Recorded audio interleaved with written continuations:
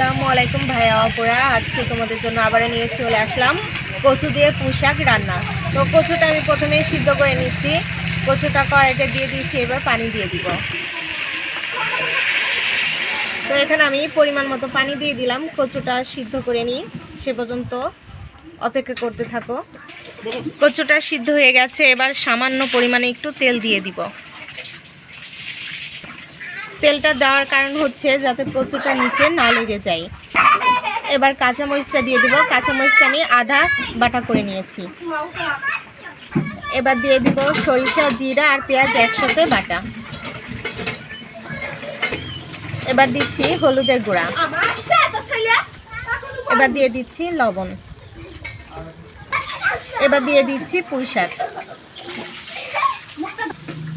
এবার ভালোভাবে নাড়াচাড়া করব সবগুলো উপাদান।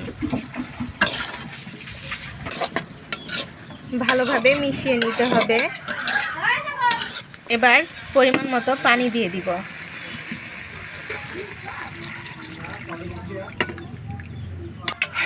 এভাবে কচু আর পুঁই শাক রান্না করলে কিন্তু খাইতে অনেক মজা হয়।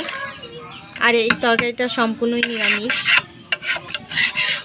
যারা নিরামিষ খেতে পছন্দ করো তারা কিন্তু এভাবে রান্না করতে পারো। এবার হয়ে গেছে, এবার আমি নামিয়ে নিব। এবার তরকারিটা বাগার দেওয়ার জন্য আমি কড়াইতে তেল দিয়ে দিচ্ছি। তেলের উপরে দিয়ে দিয়েছি পেঁয়াজ আর রসুন কুচি। এবার এটা লাল লাল করে ভেজে নিব। পেঁয়াজ রসুনের সাথে আমি দিয়ে দিচ্ছি কিছু আস্ত জিরা। পেঁয়াজ মরিচটা ভাজা হয়ে গেছে, এবার আমি তরকারিটা দিয়ে দিব।